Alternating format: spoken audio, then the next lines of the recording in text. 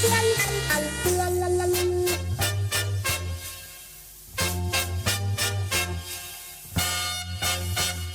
มทำงานทุกวันไม่เว้นด้วยตัวผมเป็นนักสืบสวนช่วงเวลาต่อจากนี้ไปเข้มข้นทุกข่าวสารกับรายการเอิ้นให้ลุกปลุกให้ตื่นมั่นใจกับลูกเขยลาหาข่าวมาฝอยสู่ฟังของเรามาเร็วกันเถิดเอวกลมข่าวใหม่ๆสดใสทุกตอนโปรดรับฟังบางอ่อนข่าวร้อนๆของผมเกิดเป็นผู้หญิงนี่แสนลำบากใจจริงๆนะเธออ้าวทำไมล่ะเธอก็อย่างที่ฉันเป็นอยู่เดี๋ยวนี้แหละปวดท้องน้อยปวดบั้นเอวทรมานจริงๆซื้อกาโน่หน่อยค่ะซื้อกาโน่นะครับซื้อกาโน่นะคะจะต้องรีบไปซื้อมาแล้วล่ะกาโน่จำชื่อกาโน่คนรุ่นใหม่ใช้กาโน่ยาน้ำว่านชักมดลูกกาโน่จัดจำหน่ายโดยบริษัทเวชภัณฑ์ยากาโน่ป๊อกซอฟตี้เครื่องหมายการค้าตรามือรับเหรียญทองยกสุดท้ายยาป๊อกกล่องสีเขียวตรามือรับเหรียญทองใช้บรรเทาการปวดเมื่อยตามกล้ามเนื้อเคล็ดขัดยอกยาป๊อกน้ำมันยาป๊อกกล่องสีเขียวตรามือรับเหรียญทองบรรเทาการปวดเมื่อยเคล็ดขัดยอกมีจำหน่ายตามร้านขายยาทั่วไปโรคฤทธิ์ดวงทวารหนักเป็นแล้วทรมานเริ่มต้นจากมีอาการคันบริเวณขอบรูทวารและมีอาการปวดท่วมทวารหนักถ้าปล่อยไว้นานอาจมีแผลเป็นรูปกลีบมะเฟืองและเป็นหนอกคล้ายเดือยไก่มีเลือดไหลซึมถ้าเป็นมากจะถ่ายออกมาเป็นเลือด3 ก๊กมาแล้วยาเม็ดบรรเทาฤทธิ์ดวงทวารหนักตรา3 ก๊กยาเม็ดบรรเทาฤทธิ์ดวงทวารหนัก3 ก๊กราบ500ชนิดแคปซูลจัดจำหน่ายโดยบริษัทเวชภัณฑ์ยากาโน่ฟ็อกซอฟตี้จำกัดเครื่องหมายการค้าตรามือรับเหรียญทองกล่องละ350 บาทมีจำหน่ายตามร้านขายยาชั้นนำทั่วไป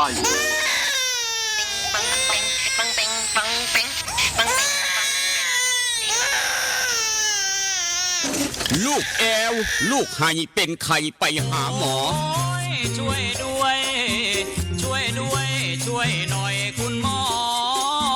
ไปคลินิกนายแพทย์จามิกรหรือว่าหมอดอดใจดีตั้งอยู่ตรงข้ามตลาดสดศรีเชียงใหม่ไปมาหางายตรวจรักษาโรคทั่วไปเด็กผู้ใหญ่ผู้สูงอายุความดันเบาหวานตรวจน้ำตาลในเลือดโรคทางเดินอาหารทางเดินหายใจปวดกล้ามเนื้อคอกระดูกเสื่อมมีวิตามินบำรุงผิวบำรุงร่างกายบริการส่งตรวจเอ็กซเรย์คอมพิวเตอร์ตรวจคลื่นแม่เหล็กไฟฟ้าไปคลินิกนายแพทย์จามิกรอยู่ตรงข้ามนาตลาดศรีเชียงใหม่ตรวจดีมีมาตรฐานบริการเหมือนญาติพี่น้องเปิดบริการสู้มือต้องไปหาหมอดอดใจดีสอบถามได้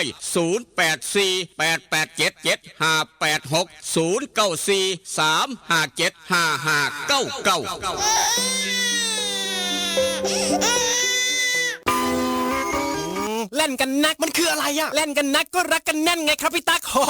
รักกันแน่นแน่นเหมือนอะไรครับพี่เหมือนเหงือกกับฟันรักกันแน่นดีใช่ก็ยาสีฟันสมุนไพรตราหมอจุฬาวันนี้ยิ่งมั่นใจปรับโฉมใหม่แต่รสชาติแน่นเหมือนเดิมด้วยสมุนไพร5 ชนิดให้รักกันแน่นดีแบบนี้เล่นกันนักรักกันแน่นยาสีฟันสมุนไพรตราหมอจุฬาโฉมใหม่เยี่ยมยามถามข่าวว่าเวียกว่างานขอต้อนรับด้วยกาแฟฮ้อนหอมคนละจอกด้วยความหักความแพงกับกาแฟเพื่อสุขภาพดรเจคอฟฟี่ดรเจคอฟฟี่มีถังเสาของแท้จากทิเบตเฮ็ดลินจือส้มสกัดภูขาวแปะกล้วยผงเกากี้มีประโยชน์เพื่อสุขภาพทั้งหญิงและชายมือนี่สุขภาพเป็นเรื่องสำคัญคนดื่มกาแฟขอกาแฟต้องดื่มดรเจคอฟฟี่ดรเจคอฟฟี่มีแต่คนอยากดื่มเศร้าดื่มแหลงเพื่อสุขภาพด้วยดรเจคอฟฟี่ดรเจคอฟฟี่คนละจอกมีจำหน่ายที่ FM 96.5 เมกะเฮิรตซ์0816016232เด้อเจ้าวิทยาลัยเทคโนโลยีวิชาชีพท่าบ่อ วิทยาลัยเทคโนโลยีวิชาชีพท่าบ่ออำเภอท่าบ่อจังหวัดหนองคายเปิดสอนหลักสูตรในระดับปวช ปวสจำนวน 13 สาขาวิชาเลือกได้ตามความถนัดคอมพิวเตอร์ธุรกิจการบัญชีการตลาดการท่องเที่ยวการโรงแรมโลจิสติกอาหารและโภชนาการธุรกิจสถานพยาบาลสถาปัตยกรรมช่างยนต์ช่างไฟฟ้าช่างอิเล็กทรอนิกส์และสาขาขายปลีกขายส่งเรียนจบมีงานทำมีหอพักชายหญิงบริการรถรับส่งมีทุนกู้ยืมเพื่อการศึกษาคนดีและคนเก่งมีทุนให้ฝึกทักษะอาชีพทุกสาขามีรายได้ระหว่างเรียนสื่อการสอนบุคลากรพร้อมรับผู้จบม.3 ม.6 หรือเทียบเท่าและจบม.7 จากเวียงจันทร์ถ้าคิดจะเรียนสายอาชีพต้องเรียนที่วิทยาลัยเทคโนโลยีวิชาชีพท่าบ่อสนใจติดต่อสอบถามได้ที่ 042-432-240 หรือดร.คำนึงดร.รัชนีเลื่อนแก้ว 082-105-6994-091-863-0359 สมัครเรียนได้ทุกวันนะคะ เรียนดีมีทักษะพละเก่งเคร่งวัฒนธรรม ออนซอนบ้านคาเฟ่ออนซอนบ้านคาเฟ่บรรยากาศสไตล์เกาหลีมีชุดฮันบกใส่ถ่ายเซลฟี่ที่สวนสวยๆหลากหลายมุมมองแสนจะประทับใจได้ธรรมชาติไปที่ออนซอนบ้านคาเฟ่ออนซอนบ้านคาเฟ่บ้านโคกหนองแบงใกล้บ้านผู้ใหญ่วิชัยบริการอาหารครบวงจรเครื่องดื่มชากาแฟสมูทตี้เบเกอรี่มีสวนน้ำไว้บริการเด็กๆอีกด้วยที่จอดรถสะดวกสบายออนซอนบ้านคาเฟ่ออนซอนบ้านคาเฟ่รับจัดงานเลี้ยงงานสังสรรค์ทุกรูปแบบเปิดบริการทุกวันตามเราไปเริ่มต้นที่3แยกไฟแดงไปรษณีย์สีเชียงใหม่มีป้ายบอกทางตลอดเส้นทางจนถึงออนซอนบ้านคาเฟ่ออนซอนบ้านคาเฟ่ปักหมุดได้หรือโทรศัพท์ 082-457-1145 เจ๊ลักกี้คนสวยพร้อมยายพันธุ์อีสานบ้านทุ่งยินดีต้อนรับทุกท่านตั้งแต่เช้าถึง4 ทุ่มทุกวันอย่าลืมไปสวยไปแซ่บน้ำกันเด้อจ้า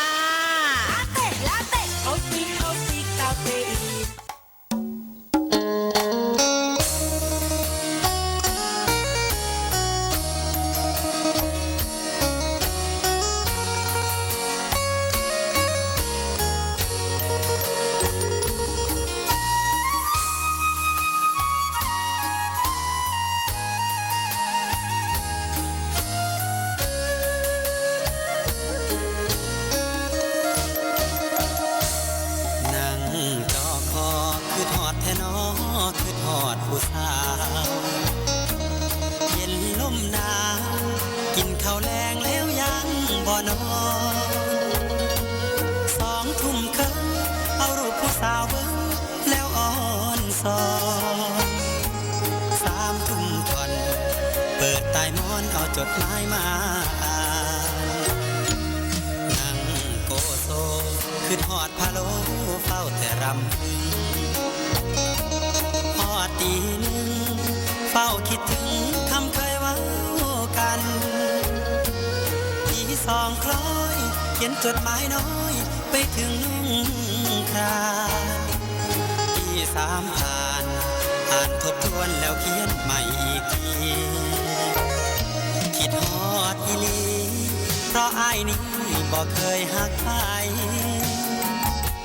คือทอดหลายเพราะขวัญใจเจ้าคือชีวีคือทอดสิเป็นสิตายเพราะห่างไกลกันนานเป็นปีคิดฮอดทุกวินาทีลมหนาววีอ้ายแห่งคิดฮอดแ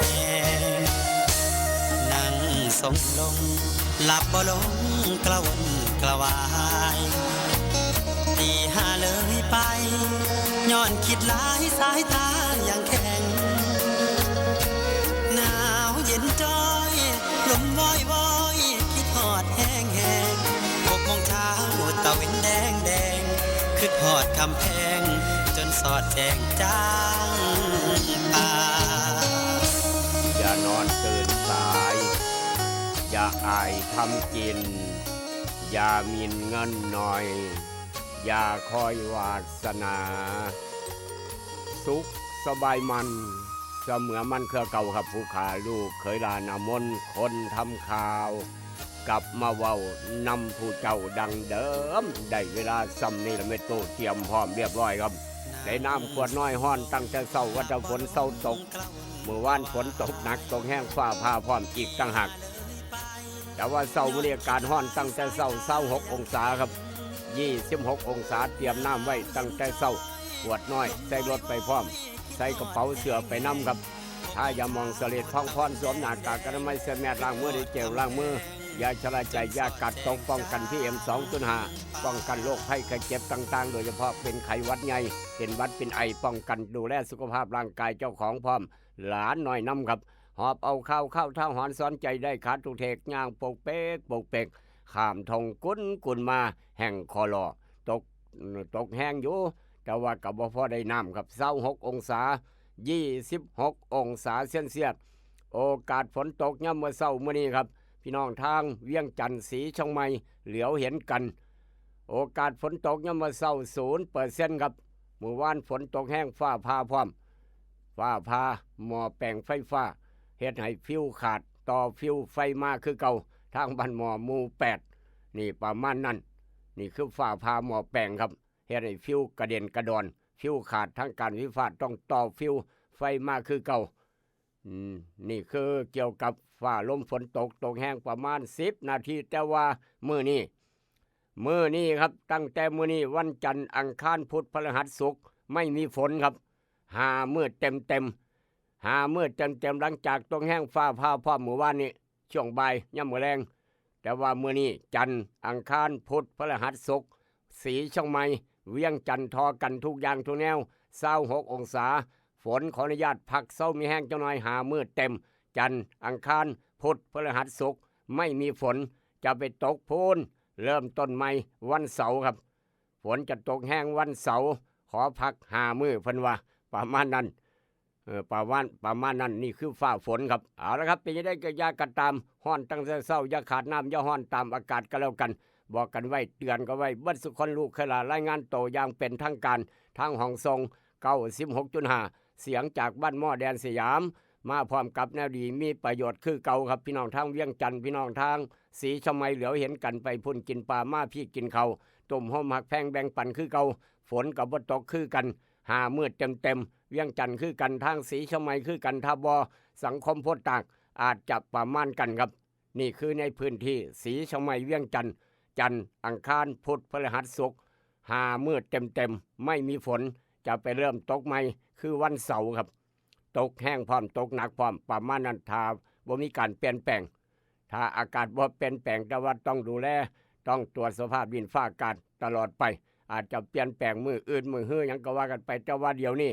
ไม่มีฝนตลอด5มื้อเต็มครับทางกรมอุตุเพิ่นบอกไว้ว่าจังสั่นในพื้นที่จังหวัดหนองคายในพื้นที่อำเภอศรีเชียงใหม่เวียงจันทร์กาโนปอกสบู่ซอบที่ยาทายพยาธิไวสุนิก3กกบ่เคยขาดคือฝนครับบ่เคยขาดเม็ดคือฝนมีตลอดทุกร้านขายยาทั้งเวียงจันทร์มีขายเวชภัณฑ์ยากาโนปอกสอบที่จำกัดยาสีฟันหมอจุฬากาแฟดรเจก็บ่เคยขาดคือฝนมีจำหน่ายขายกันอยู่ห้านขายยาใสสะอาดตลาดแรงหนองด้วงห้านขายคำแม่กองแพงคำผิวนี่ครับเหลื่อมหยาบคำแต่ละเส้นน้อยเส้นใหญ่แหวนวงน้อยวงใหญ่พอเฒ่าแม่เฒ่าซื้อให้ลูกเคยพอปู่แม่ย่าก็ซื้อมัดแขนลูกไผ่จังหน่อยไปเอาอยู่ห้านขายคำแม่กองแพงคำผิวตลาดเศร้านครหลวงครับสั้น2ออกจากห้านขายคำแม่กองแพงคำผิวขามมาทางศรีเชียงใหม่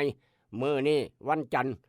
นายแพทย์จามิกรคลินิกนายแพทย์จามิกรใจดีครับเปิดคลินิกบริการพี่น้องตามปกติภาคเช้าเปิด 7:00 นเช้าฮอด 8:00 นครึ่งยามมื้อแลง 5:00 นแลงฮอด 2:00 นครึ่งเปิดตามปกติอยากฉีดวัคซีนป้องกันไข้หวัดใหญ่แวะฉีดวัคซีนก่อนค่อยเดินทางไปเวียกไปการไปงานต่อกันยังได้หรือว่าอยากตรวจเลือดตรวจไตกีสไลด์ตรวจเบิ่งไตตรวจเครื่องอัลตราซาวด์ขอใบรับรองแพทย์ไปสมัครงานไปสอบบรรจุไปรายงานต่อแม้กระทั่งพี่น้องหลายคนลูกหลานเป็นไข้พ่อแม่เป็นไข้พาไปคลินิกนายแพทย์จามิกรเปิดเช้า 7:00 นเช้าอีกบ่กี่นาทีก็เปิดแล้วครับนี่ 7:00 นเช้าฮอด 8:00 นครึ่ง ย่ำมื้อแรง5 โมงแรงฮอด2 ทุ่มครึ่งจากคลินิกนายแพทย์จามิกรคุณหมอดอนจะดีฟังตรงข้ามตลาดเช้าตลาดสดสีชงใหม่ตู้สมตู้ถึงหูจักดีปัญญังละคันเอ่ยว่าคลินิกนายแพทย์จามิกรเสียงขอดลูกขบาดคนโศกหมานตลอดไปเสียงขอดลูกขบาดคนโศกหมานก็หูจักดีคลินิกนายแพทย์จามิกรหมอดอดใจดีครับออกจากคลินิกนายแพทย์จามิกรคุณหมอดอดใจดีเดินทางต่อไปทางบ้านพันเผาเข้าโค้งบ้านพันเผาอยากได้เนื้อไปลาบไปก้อยซุ่มแซวกันวันเกิดวันไข้วันเกิดหรือว่าฉลองวันเกิดยังกะยาละซุ่มแซวฉลองตำแหน่งใหม่ผู้ใหญ่บ้านได้เป็นผู้ใหญ่บ้านซุ่มแซวกันเอาเนื้อไปลาบไปก้อยไปปิ้งไปย่างไปต้มแซ่บๆไปเอายูอูดเนื้อสดทางโค้งบ้านพันเผาเสียวหลายปานใดเสียอูดใจเกินล้านพร้อมบริการถึงหม่องถึงบอนถ้าสั่งหลายออกจากบ้านพันเผาเดินทางต่อไปทางบ้านหัวไส้อยากได้หนังไปฉายแอร์ภาพยนตร์บ้านหัวไส้ครับพร้อมบริการพี่น้องอย่างเต็มพิกัดราคาถูกพร้อมงานบุญงานบวชต่างๆก็แล้วบุญได้คือกันประหยัดค่าใช้จ่ายพร้อมอีกต่างหากในโลกยุคปัจจุบันแห่งหาเงินยากประหยัดค่าใช้จ่ายงานบุญงานบวชงานชำพกิจต่างๆฉลองงานนั้นงานนี้ครับบุญพระเวทบุญประจำปีบุญกฐินยังกะยาบุญพระป่าอยากได้หนังเพื่อพ่อแล้วเวียกแล้วการแล้วงานพ่อแล้วบุญประหยัดค่าใช้จ่ายบ่มีการตีกันอยู่หน้าห้านพร้อมใส่บริการหนังแอร์ภาพยนตร์บ้านหัวไส้ครับออกจากแอร์ภาพยนตร์บ้านหัวไส้เดินทางต่อไปทางเมืองทบลูกหลานจบม.3 จบม.6 เรียนต่อใกล้บ้านประหยัดค่าใช้จ่ายจบกศนจบโรงเรียนปริยัติหรือว่าลูกหลานพี่น้องเวียงจันทร์จบม.7 มาเรียนต่างประเทศใกล้บ้านจบม.7 มาเรียนต่อปวสครับอยู่ทางวิทยาลัยเทคโนโลยีวิชาชีพทบ13 สาขาวิชาด็อกเตอร์คำนึงด็อกเตอร์ราชนีรับประกันคุณภาพแต่ว่าลูกหลานขี่รถจักรรถใหญ่เนื้อหุ่มเล็กหุ่มเนื้ออันตรายคักโดยความเป็นห่วงสายด่วนข้อปพ1186สายด่วนข้อปพ1186พี่น้องคนสวนยางบ่ต้องขึ้นยากน้ำยางบ่ไหลบ่คักไหลบ่ดีใส่นาโนพัดกับบิ๊กซันเป็นยาท่านายางสูตร2พลังอยากได้ไปเอาอยู่ร้านแต่การเกษตรแต่เอี่ยมเฮงเป็นตัวแทนจำหน่ายทางสีชมัยสังคมร้านสังคมการเกษตรอำเภอบ้านผือล้านวิริตอย่างพลาอำเภอบ้านผือ3ห่านใหญ่เป็นตัวแทนจำหน่าย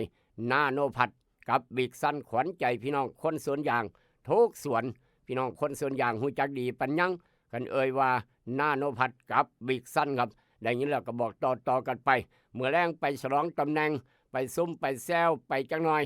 สวนอาหารครบวงจรอยากกินข้าวแซ่บอาหารแซ่บหรือว่าอยากกินกาแฟแซ่บสำรองโต๊ะจองโต๊ะได้ตลอดอ่อนซ้อนบ้านคาเฟ่บ้านโคกหนองแวงเลยบ้านโนนสง่าไป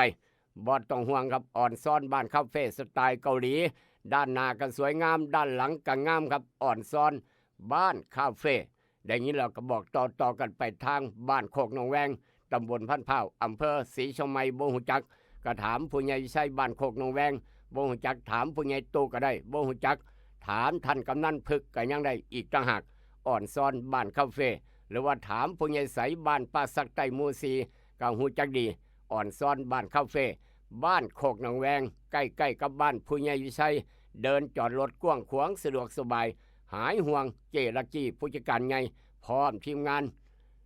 ต้อนรับพี่น้องทุกคณะสำรองโต๊ะได้ตลอดนี่คือแนวดีมีประโยชน์เอามาฝากกับพี่กับน้องย่ำวันเสาร์กับรายการเอิญให้ลูกปุ๊กตื่นท่ามกลางอุณหภูมิทางบ้านเฮา26 องศาเซลเซียสไม่มีฝนจันทร์อังคารพุธพฤหัสศุกร์บ่ต้องถามหาฝนครับวันพี่น้องเวียงจันทร์คือกันก็บ่ต้องถามหาฝนอย่าขาดน้ำฝนบ่ต้องถามหาน้ำครับเตรียมน้ำไว้อากาศร้อนอย่าร้อนตามอากาศก็แล้วกันไปทางจากทางเวียงจันทร์ศรีชมัยอุณหภูมิเทอกันบ่มีฝนคือกันไปทางผาตากเสือครับผาตากเสือบ้านเฮาภาคพื้นดิน26 องศาผาตากเสือ23 องศาครับจันทร์อังคารพุธพฤหัสไม่มีฝนแต่ว่าวันศุกร์จะมีฝนครับตกมายิบมาย่อยตกมายิบมาย่อยเพิ่นว่าวันศุกร์ทางผาตากเสือ23 องศาเซลเซียสนี่คือสภาพดินฟ้าอากาศเมื่อนี้ครับทางกรมอุตุเพิ่นบอกไว้ว่าจังสั้นนอกจากนั้นไปทางภูเรือครับภูเรือว่าจังไดภู ผู้เรือครับเดี๋ยวนี้ทางผู้เรือจังไว้เลยกับผาตากเสืออุณหภูมิทอกัน23 องศาเซนเซียสจันทร์อังคารพุธพฤหัสศุกร์ผู้เรือกับบ่มีฝนคือจังบ้านเฮาครับขาดจัดปัดพี่น้องหามือต่อกันมันก็มาเป็นจังซานเนาะอันนั้นคือทางผู้เรือทางผาตากเสืออุณหภูมิต่อกันบ่มีฝนคือกันข้ามไปทางญี่ปุ่นจังหน่อยครับญี่ปุ่นว่าจังไหนญี่ปุ่นมื้อนี้จักหนาวจักร้อนละผู้ใหญ่วิชัยก็มักคือกันอากาศแบบนี้ผู้ใหญ่โตก็มักท่านกำนันพึกก็มักผู้ใหญ่ใสก็มัก4ก้อนเสา19 องศาครับ19 องศาเซนเซียสนายสังทดนายสังใหญ่ก็มักคือกันนี่อยากไปกินอาหารญี่ปุ่นแซ่บๆเด้อเพิ่นว่า19 องศาเซนเซียสนั่นคือทางญี่ปุ่นเช้ามื้อนี้8 โมงกว่าครับจากทางญี่ปุ่นข้ามไปทางยุโรปสวิตเซอร์แลนด์ผู้ใหญ่ม่วนบ้านฝางแล้วก็บ่มักบ่ได้แล้วเราหนาวเนาะ8 องศาเซนเซียสพอเช็ดกันนรงค์เจ้าของสวนปาล์มก็บ่มักบ่ได้หนาวเย็นโพดแล้วว่าย่านได้ดังไฟฝิงเบิดมื้อ8 องศาเซนเซียสนั่นคือทางสวิตเซอร์แลนด์ทางยุโรปครับยุโรปญี่ปุ่นบ้านเฮาผู้เรือโลกใบเดียวกันอุณหภูมิแตกต่างกันครับบ่คือกันเอามาเว้าสู่กันฟังประจำเช้าวันที่21 เดือนเมษายนพุทธศักราช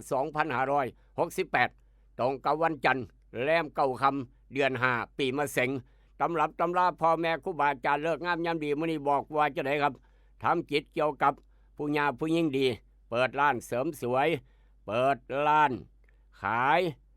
สินค้าเกี่ยวกับผู้หญิงผู้หญิงดีปัญญังเปิดร้านพยาบาลดีเปิดร้านเสริมสวยดีเปิดร้านตัดผมดีนี่เกี่ยวกับผู้หญิงผู้หญิงทั้งนั้นมื้อนี้เปิดร้านทำเล็บเปิดร้านขายแป้งขายสบู่ยาสีฟันเกี่ยวกับผู้หญิงผู้หญิงดีปัญญังนี่คือมื้อนี้ครับตำรับตำราพ่อแม่ครูบาอาจารย์บอกไว้ว่าจังสันแต่ว่ามื้ออื่นวันอังคาร22ห้ามทำการมงคลวันพุธ23ออกปราบปรามจู่โจมท่วงนี้ออกรบดีผู้กองเขียนว่าจะไหนวันพุธเด้อเลิกดีออกปราบปรามจู่โจมท่วงนี้ออกรบดีแม้กระทั่งไปสมัครเป็นนายกอบตกับวันพุธเลิกดีปัญญังเลิกออกรบเลิกออกรบออกสมัครเป็นนายกอบตวันพุธดีขนาดมื้อนี้เกี่ยวกับผู้หญิงผู้หญิงดีเพราะฉะนั้นก็ลองพิจารณาเบิ่งวันพฤหัสวันศุกร์วันเสาร์วันอาทิตย์4มื้อต่อกันห้ามทำการมงคลทุกอย่างทุกแนวครับวันจันทร์28พี่น้องจะสร้างเฮือนสร้างบ้านปลูกบ้านตั้งศาลยึดอย่างอื่นห้ามสร้างเฮือนสร้างบ้านยกเสาเอกเสาโทวันจันทร์ดีขนาดตั้งศาลดีพร้อมนี่คือเลิกงามยามดีตำรับตำราพ่อแม่ครูบาอาจารย์บอกไว้ว่าจังสั้นไม่เชื่ออย่าลบหลู่ครับแต่ว่าหลานทรายบักคำน้อยเฮาว่าจังไหนอาจารย์พินโยเอากระดานดำขึ้นมาดินสอหินขึ้นมานั่งขีดเขียนบวกลบคูณหารนั่งสมาธิน้อยหนึ่งได้ออกมาว่าจังสีเด้อไม่ใหญ่เด้อด้วยความปรารถนาดีกับกาโนปอกสบู่ซอฟตี้ยาไทยพยาธิไวสนิก3 กกยาสีฟันหมอจุฬากาแฟดรเจคลินิกนายแพทย์จามิกรคุณหมอดอนใจดีห่านไข่คำแม่กองแพงคำผิวตลาดเศร้านครหลวงคนสวนอย่างลืมบ่ได้นาโนพัดกับวิกซันบักคำน้อยเฮาดวงวาสนาคลอดมาเมื่อคืนปาดออกกันมีครับอยู่ทางถูกโรงพยาบาลถูกโรงพยาบาลครับคลอดอยู่โรงพยาบาลปาดออกอยู่โรงพยาบาลดวงวาสนาหลานสาวว่าจังไหนอาจารย์พินโยเอากระดานดำขึ้นมาดินสอหินขึ้นมานั่งขีดเขียนบวกลบคูณหารนั่งสมาธิน้อยหนึ่งได้ออกมาว่าจังสีเด้อไม่ใหญ่เด้อดวงวาสนาบักคำน้อยหลานทรายครับใหญ่ขึ้นมาจะเป็นคนรูปรอหน้าตาดีมีปฏิภาณในความรู้ต่างๆรอบโตมีเสน่ห์มักแต่งโตปาดเปรียวแค่วคล่องว่องไวมีน้ำใจดีอารมณ์ดีมีสื่อมีเสียงมีญาติเพิงผ้าใสบ่ได้บักคำน้อยเป็นที่เพิงของญาติพี่น้องขอบคนใกล้ชิดเสมือนญาติมักขอบหมู่ที่มีฐานะดียิ่งนักแลนั่นคือดวงวาสนาของหลานทรายคนเกิดวันจันทร์ครับเกิดวันจันทร์ตั้งแต่6:01 นาทีเป็นต้นมาจนฮอดเดี๋ยวนี้ถือว่าเกิดวันจันทร์ย่ำมื้อคืนครับสำหรับพี่น้องบ้านเฮาเจ้าข่อยที่ได้หลานสาวคลอดออกมาก็แหแก้มแดงจ้อยไวครับ ตั้งแต่6:01 น.คือกันได้หลานสาวครับใหญ่ขึ้นมาคุณตาจ๋าคุณยายจ๋าคุณพ่อขาคุณแม่ขาโอ้อสอเก่งขนาดใหญ่ขึ้นมาจะเป็นคนรูปร่างหน้าตาดีครับมีจิตใจเข้มแข็งยิ่งในเจ้าของมีความเฉลียวฉลาดยากที่ผู้ชายจะหลอกล่อได้ง่ายไหวพริบปฏิภาณดีจิตใจสูงมีขลมคมคายครับมักการศึกษามักเรียนหนังสือเป็นที่หักของคนที่ได้พ่อได้เห็นมีผู้ความเมตตาเกื้อหนุนมีความเจริญรุ่งเรืองครับหลักฐานมั่นคงครอบครัวมีความสุขกายสบายดียิ่งนักแลนั่นคือดวงวาสนาของหลานสาวหลานชายที่แน่ๆเลี้ยงในน้ำนมแม่เอาคักๆเอาแคนๆกระโลดสมองจะได้ดีปัญญาจะได้เลิศขอแสดงความดีใจน้ำอีกรอบหนึ่งบอกว่าพี่น้องทางฝั่งไทยพี่น้องทางนครหลวงเวียงจันทร์ได้หลานสาวหลานชายพี่น้องฟังอยู่ต่างอำเภอต่างจังหวัดต่างประเทศทั้งไลฟ์สด Facebook ทางออนไลน์พร้อมอีกต่างหากได้หลานชายหลานสาวขอแสดงความดีใจน้ำเพิ่มประชากรในกับประเทศเพิ่มประชากรในกับครอบครัวเพิ่มคนออกมาใส่เงินซอยอีกต่างหากแมนบ่พอตู้แม่ตู้พอปู่แม่ย่าหลานขอให้เบิดหลานขอบ่มีแพงครับขอเท่าใดให้รอดยันตลอดหลานชายหลานสาวขอหน่อยเกินไปพันยังว่าจังสารดีใจน้ำคนได้ลูกได้หลานเอาเตรียมพร้อมเงินในกระเป๋าเสื้อยายมาขอซื้อไอติมแน่พันวะเดี๋ยวใหญ่ขึ้นมาเป็นสั้นครับยายพันวะอยากได้นั่นอยากได้นี่อยากได้ปืนฉีดน้ำบางคำหน่อยก็พ่อก็แม่ตู้ก็ไปซื้อให้เป็นจังสันนี่คือคนใส่เงินซอยครับเอาละครับบางคำหน่อยหลานชายหลานสาวว่าจะได้แต่ว่าดวงวาสนาพี่น้องวันไข่วันเกิดของหลายคนผู้ใดเกิดวันจันทร์ครับอ้าวยกมือขึ้นผู้ใดเกิดวันจันทร์ยกมือขึ้นเท่าแม่ศิลเจ้าของประแดกแซ่บตลาดสนมอนเท่าเฮืองต้องให้กำลังใจแม่ศิลจะหน่อยนี่เราเกิดวันจันทร์ครับเท่าเฮืองเอามือลงเท่ามอนเอามือลงครับร้องเพลงแฮปปี้เบิร์ธเดย์ทูยูคนเกิดวันจันทร์ดวงวาสนาเป็นยังไงไปฟังพร้อมกันครับดวงวาสนาพี่น้องที่เกิดวันจันทร์มื้อนี้ด้วยความปรารถนาดีกับยาสีฟันหมอจุฬากาแฟดรเจ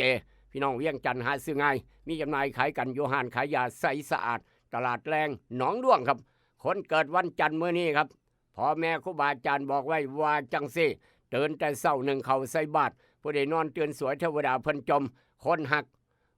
กมีโอกาสได้ซอยเหลือซึ่งกันและกันจะได้รับการศึกษาอบรมหาความรู้เพิ่มเติมการงานประสบความสำเร็จตามที่ตั้งไว้ระมัดระวังจะมีปากมีเสียงกับเพื่อนร่วมงานคนใกล้ตัวควรรักษาผลงานเก่าๆเอาไว้และวิถีทางเก่าๆสูตรเก่าๆเอาไว้ให้ดีว่าควรเปลี่ยนแปลงอย่างรวดเร็วตามการยั่วยุเจ้าเฮ็ดจังสั้นเป็นหยังเจ้าเฮ็ดจังซี่เป็นหยังมันสิดีกว่าแบบนี้อย่าไปต้องรักษาไว้บ่ควรเปลี่ยนแปลงอย่างรวดเร็วตามการยั่วยุของหมู่ของพวกของเพื่อนของฝูงควรรักษามาตรฐานการเฮ็ดงานที่ดีเอาไว้ซะก่อนควรเรามาระวังอารมณ์ของเจ้าของไว้ให้ดียามโกรธอย่าด่ายามด่าอย่าโกรธนี่คือดวงวาสนาวันไข้วันเกิดของหลายคนสำหรับคนเกิดวันจันทร์อาจารย์พินโยบอกไว้ลูกเคยล่าบอกต่อครับเสือบ่เสือเป็นอีกเรื่องหนึ่งด้วยความปรารถนาดีกับกาโนปอกขวัญใจคนเฮ็ดเวียกหนักแบกไม่ไงขอนกรรมกรแบกหามหูยักดีปัญญังกาโนกระปอกสรรพคุณอาบน้ำย้ำไหลใส่สบู่ซอฟตี้สูตรสีกองสีเหลืองกองสีบักขามสปากองสีกาแฟพี่น้องหูจักดีปัญญังกินสุกดิบกินก้อยกินลาบสงกรานต์ผ่านมาอย่าลืมฆ่าพยาธิด้วยอย่าทายพยาธิไว้โซนิกอย่าปล่อยไว้อย่าเลี้ยงไว้บ่แม่นงัวกับแพะอย่าเลี้ยงไว้ต้องกำจัดออกไปด้วยอย่าทายพยาธิไว้โซนิกนั่นคือพยาธินอกจากนั้นเป็นลิซิดวงทวารอย่ามองข้าม3กกดาบ500แบบแคปซูลกินง่ายหาซื้อง่ายมีจำหน่ายขายกันน้ำร้านขายยาทั่วไปสีช่องไม้ลุงเรื่องฟาร์มานี่ก็มีขายครับพี่น้องหูจักดีปัญญังวันนี้ในอดีตย้อนไปพาพี่น้องย้อนไปเมื่อหลายร้อยปีครับปีพุทธศักราช 2325 เมื่อตั้งเมืองหลวงกรุงเทพเป็นเมืองหลวงครับปีพุทธศักราช 2325 จากปีผ่านมาครับตรงกับคริสต์ศักราช 1782 พระบาทสมเด็จพระพุทธยอดฟ้าจุฬาโลกมหาราช ในหลวงรัชกาลที่ 1ในราชวงศ์จักรีครับโปรดเกล้าให้จัดการพระราชพิธีฝังเสาหลักเมืองครับเสาหลักเมืองกรุงเทพนี่หลายคนเคยไปสักการะบูชาไปกราบไปไหว้ไปขอพรสิ่งศักดิ์สิทธิ์จากเสาหลักเมืองกรุงเทพอยู่แถวสนามหลวงนั่นครับอยู่ข้างๆสนามหลวงหลายคนเคยไปขอพรไปกราบไปไหว้ครับไปสนามหลวงสมัยก่อนต้องไปกราบไปไหว้นี่แหละครับพระบาทสมเด็จพระพุทธยอดฟ้าจุฬาโลกมหาราชในหลวงรัชกาลที่ 1ครับสมัยนั้น2325ปีพุทธศักราชตรงกับคริสต์ศักราช1782โปรดเกล้าให้จัดสร้างพระราชพิธีฝังเสาหลักเมืองกรุงเทพมหานครนี่คือเริ่มมาตั้งแต่สมัยนั้นเดี๋ยวนี้พี่น้องก็เคยไปกราบไปไหว้ไปขอพรไปไหว้สิ่งศักดิ์สิทธิ์เสาหลักเมืองทางกรุงเทพอยู่ข้างสนามหลวงพี่น้องหูจักดีปัญญังละวันนั้นในอดีตแต่ว่ามื้อนี้ปัจจุบันน้ำบ่ไหลไฟบ่สว่างหนทางบ่ดีว่ากันเข้ามาแจ้งกันเข้ามามื้อนี้ทางการเมืองท้องถิ่นทางอบต.พลทองครับอบต.พลทองเพิ่นจะรับสมัครนายกอบต.คนใหม่ครับมื้อนี้21เมษาถึง25เมษา5มื้อต่อกันจันทร์อังคารพุธพฤหัสศุกร์21เมษาถึง25เมษาจะมีการรับสมัครนายกอบต.โพนทองอำเภอโพธิ์ตากจังหวัดหนองคายมื้อนี้เป็นมื้อรับสมัครมื้อแรกครับเพราะฉะนั้นการเมืองท้องถิ่นทางโพธิ์ตากบ้านไร่ดอนไผ่ทางโพนทองให้ว่าคึกคักขึ้นมาทันทีครับป้ายเต็มรถหาเสียงจ้าละวันแล้วครับจ้าละวันผู้ใหญ่บ้านใจเย็นเด้อมื้อนี้มีข่าวเกี่ยวกับผู้ใหญ่บ้านใจฮ้อนครับมีข่าวเกี่ยวกับผู้ใหญ่บ้านใจฮ้อนเอาไม้ไล่ตีรถหาเสียงของคณะ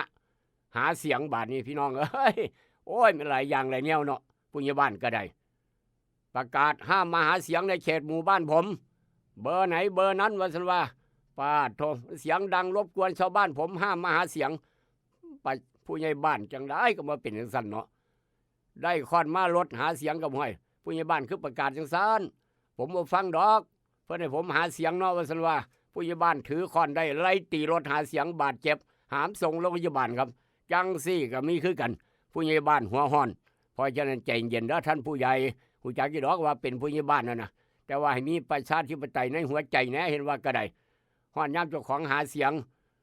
บ่ได้แห่รถบ่หรือว่าจังได๋บ่โพดบ่เหลือเหตุการณ์นี้เกิดอยู่ทางต่างจังหวัดเด้อบ่แม่นทางบ้านเฮาแต่ว่าใกล้ๆบ้านเฮานี่ล่ะเดี๋ยวจะเว้าสู่ฟังในช่วงต่อไปผู้ใหญ่วิชัยบ่ต้องเกาหัวยอกๆก็แล้วกันผู้ใหญ่วิชัยผู้ใหญ่โตผู้ใหญ่ใสผู้ใหญ่บ้านหมู่ใดมาเฮ็ดขายหน้าให้มันว่าเดี๋ยวฮู้จักกับรายการเอิ้นให้ลูกปลุกให้ตื่นขอบุญขอบคุณยามพ่อผู้ใหญ่บ้านยามแม่กำนันครูบาอาจารย์หลายๆหมู่บ้านที่กำลังเปิดออกหอกระจายข่าวครับให้พี่น้องฟังรายการเอิ้นให้ลูกปลุกให้ตื่นหลายๆหมู่บ้านนำกันบ่ว่าทางอำเภอเมืองหนองคายอำเภอทบอำเภอศรีช่องใหม่อำเภอโพธิ์ตากอำเภอสังคมอำเภอน้ำสมนายุงทางบ้านผือพร้อมอีกต่างหากพี่น้องฟังในรถพี่น้องทั้งเวียงจันทร์ทุกตอกสหอมทุกร้านค้าร้านขายทุกตลาดเช้าตลาดสดขออนุญาตเดินทางต่อแม่ตู้ด้วยความปรารถนาดีกับกาแฟดร.เจยาสีฟันหมอจุฬาไปสำรวจตรวจสอบหน้าหนึ่งของไทยรัฐว่าจะไหนครับหน้าหนึ่งของไทยรัฐด้วยความหักความแพงกับสายด่วนข้อปพ1186มีตั้งแต่อุบัติเหตุเพศภัยทางนั้นเห็นบ่ครับอุบัติเหตุขนาดไปหาเสียงยังถึงผู้ใหญ่บ้านเอาค้อนไล่ตีเนาะนี่อุบัติเหตุหามส่งโรงพยาบาลครับนี่แหละครับอุบัติเหตุแบบนี้ละสมัคร200 บาทค่าคุ้มครอง 100,000 บาทได้ค่าประกันด้วยนี่ย่อมผู้ใหญ่บ้านเอาไม้ไล่ตีคนรถหาเสียงเนี่ยครับทีมงานหาเสียงจนบาดเจ็บนี่ละแบบนี้ก็ถือว่าอุบัติเหตุคือกันได้ค่าคุ้มครองคือกันเพราะฉะนั้นไปสมัครไว้ไปสนีก็ได้ออมสินก็ได้กรุงไทยก็ได้หรือว่าเคาน์เตอร์เซอร์วิสทุกหม่องก็ได้อุบัติเหตุส่วนบุคคล200 บาทต่อปีค่าคุ้มครอง 100,000 บาทด้วยความเป็นห่วงสายด่วนข้อปพ1186ไปสำรวจหน้าหนึ่งไทยรัฐว่าจังซี่ครับหน้าหนึ่งไทยรัฐข่าวใหญ่เทอเลอร์ว่าจังซี่จะซ่าน้อยหนึ่งของไทยรัฐซ่ากด เดลนิวครับข่าวใหญ่ของไทยรัฐเทเลอร์บอกว่าจับบิ๊กไซนาสั่งตึกสตงล่าอีก3นอมินีคนไทยครับฟัน2ข้อหาอุบัติเหตุขาเสเยี่ยวจิตอาสา904ซอยงานกู้ภัยครับนอกจากนั้นพีทลูกชายนายกทางธัญบุรีคุกเข่าเกอร์เวิร์ดขอโทษลูกคู่กรณีครับเป็นข่าวท็อปยันไล่สัญญาณปรับคลมครับเป็นข่าวอีกกรอบหนึ่งฉุนมือถือหายชนวนขา2 ศพรถกระบะรับในต่ำ3 ศพนี่ก็จับ8เว็บพนันสะพัด 3,200 ล้านครับนี่ก็อีกกรอบหนึ่งข่าวหนึ่งจากหน้าหนึ่งของไทยรัฐวางสันดวนไทยรัฐเข้ามาเมตโตดวนไทยรัฐเข้ามาครับว่าจังไหนดวนไทยรัฐคนไล่ยิงกลุ่มชาวบ้านบาดเจ็บ6ขณะล้อมวงกินเขาอยู่ทางอำเภอแว้งนราธิวาสทาง3จังหวัดชายแดนภาคใต้นราธิวาสครับขณะนั่งกินเขาซุ่มกันว่านั่งกินเขาซุ่มกันหรือว่าล้อมวงกินเขาโอ้ยคนไล่จะมาใส่ให้กินเขาอิ่มสะก่อนก็บ่ได้เนาะเห็นว่าก็ได้บาดเจ็บ6 รายนำกันครับเป็นข่าวจากเหตุการณ์นั้นมาทางเหตุการณ์นี้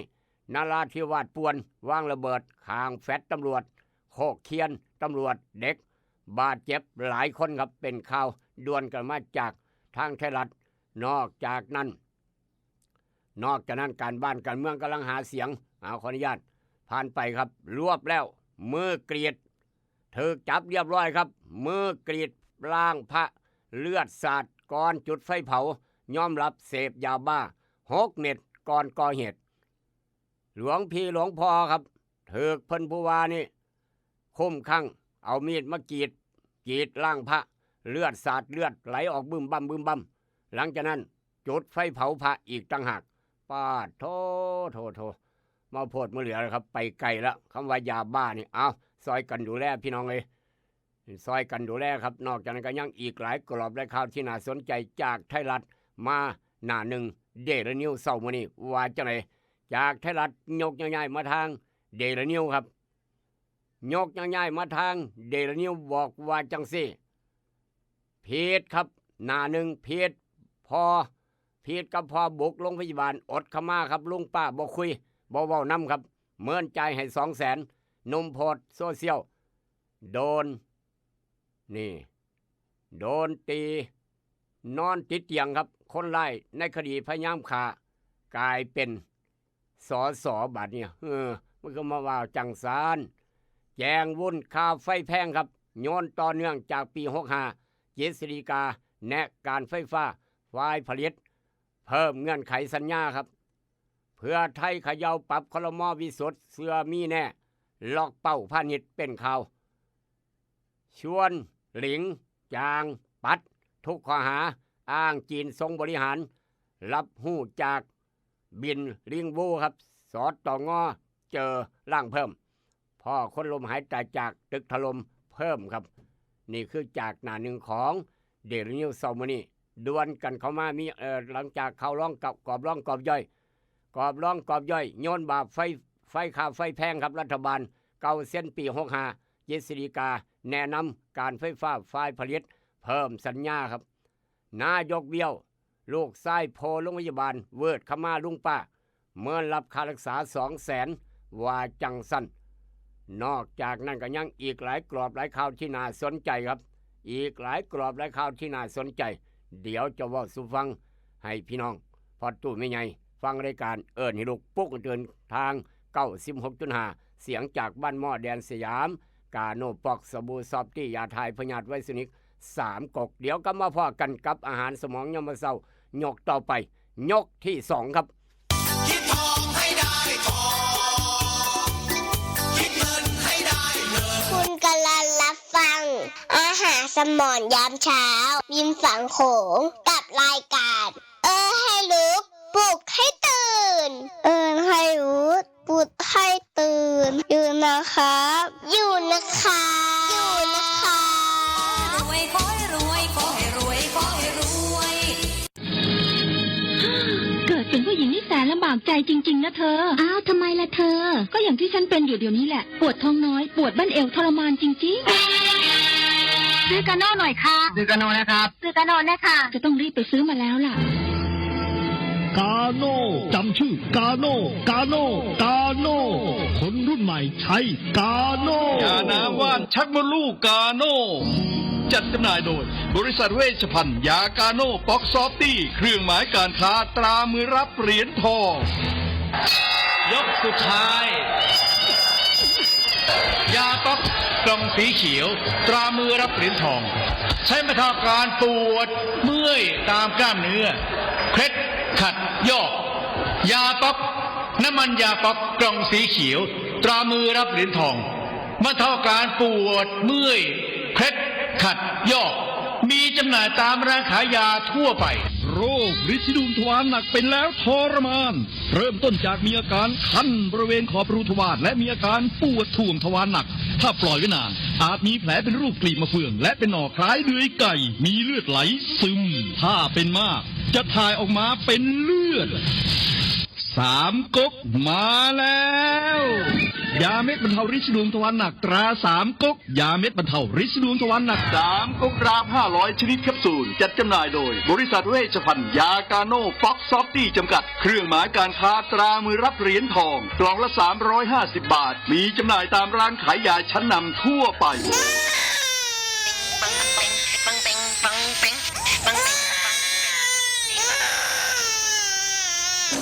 ลูกแอวลูกไห้เป็นไข่ไปหาหมอ ช่วยด้วยช่วยด้วยช่วยหน่อยคุณหมอ ไปคลินิกนายแพทย์จามิกรหรือว่าหมอดอดใจดีตั้งอยู่ตรงข้ามตลาดสดสีเชียงใหม่ไปมาหาง่ายตรวจรักษาโรคทั่วไปเด็กผู้ใหญ่ผู้สูงอายุความดันเบาหวานตรวจน้ำตาลในเลือดโรคทางเดินอาหารทางเดินหายใจปวดกล้ามเนื้อคอกระดูกเสื่อมมีวิตามินบำรุงผิวบำรุงร่างกายบริการส่งตรวจเอ็กซเรย์คอมพิวเตอร์ตรวจคลื่นแม่เหล็กไฟฟ้าไปคลินิกนายแพทย์จามิกรอยู่ตรงข้ามนาตลาดสีเชียงใหม่ตรวจดีมีมาตรฐานบริการเหมือนญาติพี่น้องเปิดบริการสู้มือต้องไปหาหมอดอดใจดีสอบถามได้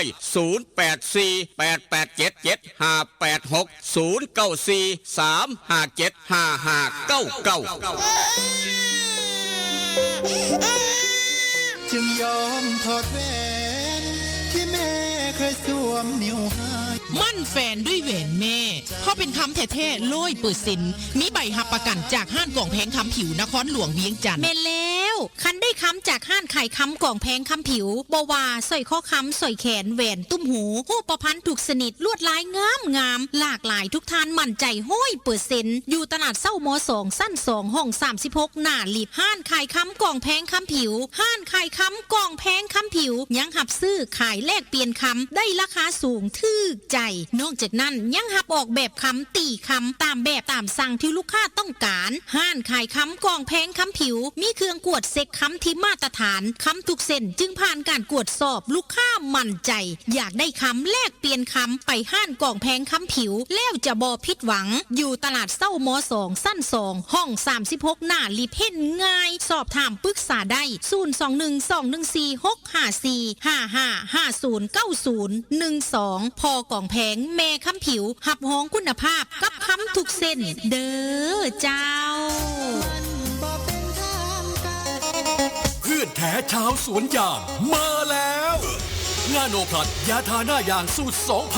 ลังที่1ทำให้หน้ายางนิ่มหน้ายางไม่ดำไม่ตายนึ่งพลังที่2ทำให้น้ำยางออกเยอะออกหลายมีดน้ำยางน้ำหนักดีนาโนพลัสขนาด1ลิตรทาต้นยางได้มากกว่า 2,000 ต้นนาโนพลัสเหมาะสำหรับยางอายุ 10-18 ปีสำหรับยางใหญ่อายุมากกว่า 18 ปีใช้บิ๊กซันระวังของปลอมและของเรียนแบบของแท้ต้องชื่อนาโนพลัสของแท้ต้องมีตราสวัสดี1998นาโนพลัสและบิ๊กซันหาซื้อได้ที่ร้านวิลิตยางพาราอำเภอบ้านผือจังหวัดอุดรธานีร้านสังคมการเกษตรอำเภอสังคมจังหวัดหนองคายและร้านเคมีเกษตรชั้นนำใกล้บ้านท่านสูตรเด็ดนาโนพลัสใช้แล้วน้ำยางเยอะน้ำยางน้ำหนักดีประกันไม่ใช่แค่เพียงธุรกิจที่เอามาขายคุณเพื่อเงิน แจกประกันเป็นการกระจายความเสี่ยงของคุณไปให้บริษัทประกันถ้าไม่เชื่องั้นลองฟังนี่ผมชื่อประกรณ์มีบ้านอยู่1 หลังอยู่มาวันหนึ่งแก๊สระเบิดบ้านผมก็หายไปคุณว่าใครจะรับผิดชอบให้ประกรณ์ถ้าเขาไม่ทำประกันทำประกันเถอะครับจะประกันไหนๆก็อุ่นใจเมื่อมีประกันคปภ.สำนักงานคณะกรรมการกำกับและส่งเสริมการประกอบธุรกิจประกันภัยนั่นแหละครับสายด่วนคปภ1186สายด่วนคปภ1186อย่าลืมไปเฮ็ดประกันภัยไว้ถ้าปรึกษาด้านการประกันภัยมีปัญหาด้านการประกันภัยโทรหาสายด่วนคปภ1186แต่ว่าคันอยากได้นาโนพัดกับบิ๊กซันบ่ต้องขึ้นยากครับอยากได้นาโนพัดกับบิ๊กซันบ่ต้องขึ้นยากอำเภอศรีชมัยพี่น้องคนสวนยางหลั่งไหลกันไปล้านแต่การเกษตรแต่เอี่ยมเฮงศรีชมัยเป็นตัวแทนจำหน่ายนาโนพัดกับบิ๊กซันยาท่านายางสูตร2 พลังเฮ็ดให้นายางนิ่มจีดง่ายนายางบ่ดำบ่ตายหนึ่งน้ำยางไหลออกมาหลายครับออกหลายมีดพร้อมอีกต่างหากใส่นาโนพัดกับบิ๊กซันครับอำเภอสังคมยุรานสังคมการเกษตรอำเภอบ้านผือยุรานวิริตอย่างพระอำเภอบ้านผืออยากได้เบอร์โทรศัพท์ของอูดเนื้อสดครับต้องการสั่งเนื้อจากอูดเนื้อสดทางโค้งบ้านเผาเสียอูดใจเกินล้านพร้อมส่งฮอดมองเบอร์โทรศัพท์เบอร์นี้ครับอูดเนื้อสด0953295764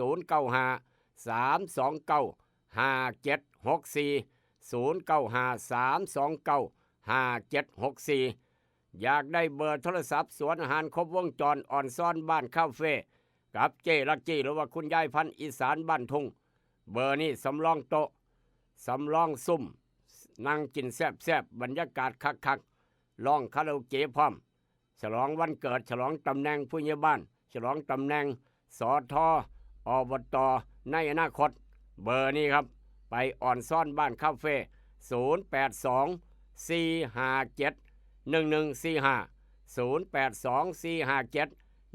0824571145 จะได้สมบูรณ์แบบในการได้เป็นผู้ใหญ่บ้านใหม่ได้เป็นสทใหม่ได้เป็นอบตใหม่เพิ่นว่าได้เป็นผู้ซอยผู้ใหญ่บ้านใหม่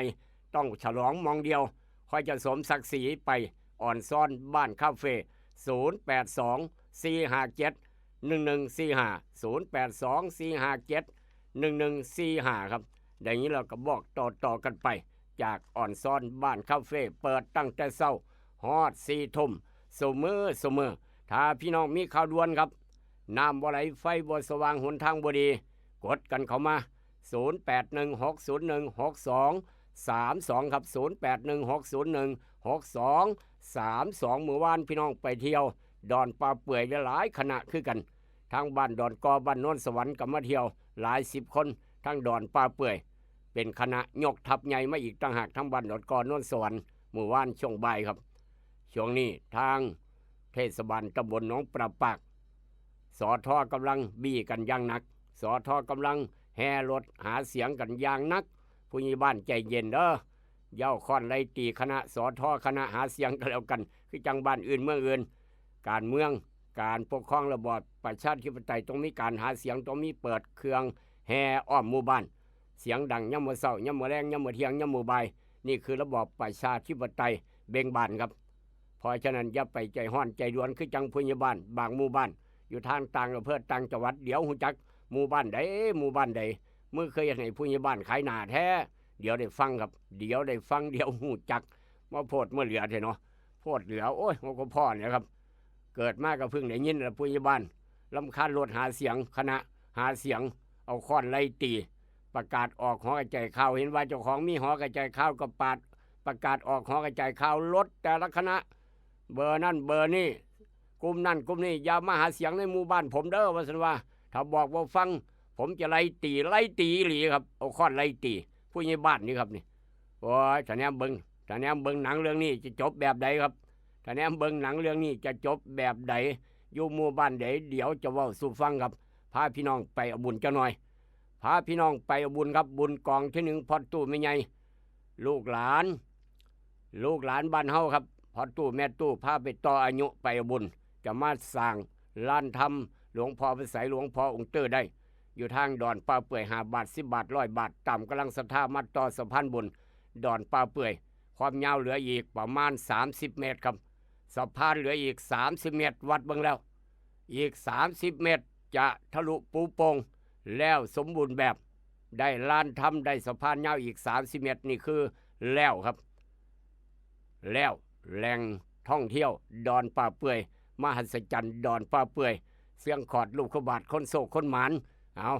ว่ากันเข้ามาแจ้งเข้ามากันได้พี่น้องทุกเสียงทุกสายทุกกำลังใจครับแล้วก็พาพี่น้องไปบุญกองที่2ทางบ้านดอนขนุนไปร่วมเทปูนรอบเมนบ้านดอนขนุนครับใส่งบประมาณ 30,000 บาท 30,000 บาทเท่านั้นเดี๋ยวนี้จะฮอดหมื่นแล้วพี่น้องมารวมทั้งบุญจะฮอดหมื่นไปทางผู้ใหญ่สาย YouTube บ้านดอนขนุนก็ได้อบต.สายครับจะไปแวะยุหันก็ได้ไปทำบุญยุหันก็ได้เดี๋ยวผู้ใหญ่สายเพิ่นจะแจ้งกันเข้ามาหรือว่าแม่ครูวันจะแจ้งกันเข้ามาหาอบต.สายหรือว่าพี่น้องพันไปพันมาพระลูกพระหลานมารวมทำบุญทาง 96.5 สร้างเมนบ้านดอนขนุนน้ำกันขาดงบอยู่อีก 20,000 นิดๆครับ 20,000 นิดๆก็ครบแล้วจะปิดยอดทันทีครับได้บุญได้กุศลมหากุศลอันยิ่งใหญ่ในการเฮ็ดบุญกองใหญ่ในการสร้างเมนเผาศพทางบ้านดอนขนุนครับจะได้มั่งมีสีสุขหน้าที่การงานเจริญก้าวหน้ามีบริวารดีเพียบพร้อมไปด้วยโภคทรัพย์บ่มีโรคภัยไข้เจ็บมาเบียดผู้ใดพ่อแม่เจ็บไข้ป่วยอยู่กับมาสร้างเมนเฮ็ดบุญต่ออายุให้พ่อให้แม่ครับต่ออายุให้พ่อให้แม่จะได้ประสบโชคดีตลอดชีวิตโรคภัยไข้เจ็บจะได้หายจะได้สวงจะได้เศร้าโทษหนักจะได้กลายเป็นโทษเบาในการไปแย่เอาที่ดินของคนอื่นแย่เอาที่ดินของหนองสาธารณะแย่เอาที่ดินทุกอย่างทุกแนวที่บ่เป็นของเจ้าของไปเอาของคนอื่นมาเป็นของเจ้าของครับให้ระมัดระวังบาปนี่พี่น้องบาปกองใหญ่มาไทยบาปจะหน่อยด้วยการร่วมสร้างเมนเผาศพทางบ้านดอนขนุนครับเทปูนรอบเมนเพิ่นสร้างแล้วเมนนี่สร้างเรียบร้อยมุงหลังคาเรียบร้อยแต่ว่าพื้นในการ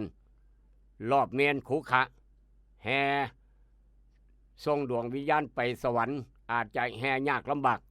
ก็เลยอยากเทปูนรอบเมนให้แล้วสมบูรณ์แบบจะหน่อยมารวมกันสร้างจะได้บุญได้กุศลน้ำกัน100 บาท10 บาทตามกำลังศรัทธาเอิ้นว่าบุญกองใหญ่อันโมทนาสาธุล่วงหน้ามาทาง 96.5 ก็ได้คือกันแล้วก็เมื่อวานไอเสียงหมอกพี่น้องเพิ่นรวมทำบุญผาป่าน้อยเพิ่มมาอีก 1,000 บาทครับไอเสียงหมอกโอนมาเรียบร้อยได้ลูกเคยลาได้รับไว้เรียบร้อยเพิ่มไปอีก 1,000 บาทเป็น 21,000 บาท 21,000 บาทผาป่าน้อยครับยอด 21,000 บาทเพื่อจะสร้างลานธรรมหลวงพ่อพระไสยหลวงพ่อองค์เตอร์อยู่ในซุ้มดอนป่าเปื่อยครับซุ้มดอนป่าเปื่อยมีต้นเปื่อย3ต้นมองจะสร้างลานธรรมเป็นซุ้มเป็นป่าเป็นบรรยากาศบ่ไม่ธรรมดาครับเย็นสวยๆยุงกับบ่มีอีกต่างหากดอนป่าเปื่อยมหัศจรรย์คือยุงไม่กัดยุงมองหันลานธรรมกว้างประมาณ36 ตารางเมตร36 ตารางเมตรแล้วเป็นต้นเปื่อย3ต้นเป็นครับเอิ้นว่าอยู่กลางนั่นแหละครับลานธรรมจะอยู่กลางต้นเปื่อยขนาดใหญ่ 200-300 ปี3ต้นคุมไว้คือจังเสา3ต้นนี่ครับคือเสา3ต้นมีปลาอยู่ด้านบนคุมแสงแดดไว้เย็นสวยๆเป็นมหัศจรรย์อีกรูปแบบหนึ่งครับเป็นยังคือไปยุ่มองหันลานธรรมมหัศจรรย์อีกรูปแบบหนึ่งแล้วพี่น้องจะได้ร่วมกันสร้าง5 บาท10 บาทมารวมกันสร้างเด้อเมตโตชีวิตจะได้เย็นอยู่เย็นเป็นสุขเพิ่นว่าชีวิตจะได้อยู่เย็นเป็นสุขมีโอกาสได้สร้างลานธรรมหลวงพ่อพระไสยหลวงพ่อองค์เตอร์เจ้าคุณหนองคายครับเจ้าคณะจังหวัดหนองคายเจ้าวัดโพชัยหนองคายครับเจ้าคุณวัดหลวงพ่อองค์เตอร์น้ำม่วงครับเพิ่นได้เมตตามาให้นาตัก9 นิ้วครับหลวงพ่อองค์เตอร์หลวงพ่อพระไสยนาตัก9 นิ้วคือกันจะได้มาเป็นลานธรรมหลวงพ่อพระไสยหลวงพ่อองค์เตอร์อยู่ทางดอนป่าเปื่อยในอนาคตอันใกล้ครับในอนาคตอันใกล้สร้างแล้วเมื่อใดรู้ขลาดจะแจ้งให้ทราบให้พี่น้องได้หูจักร่วมกันเบิดสู่คนที่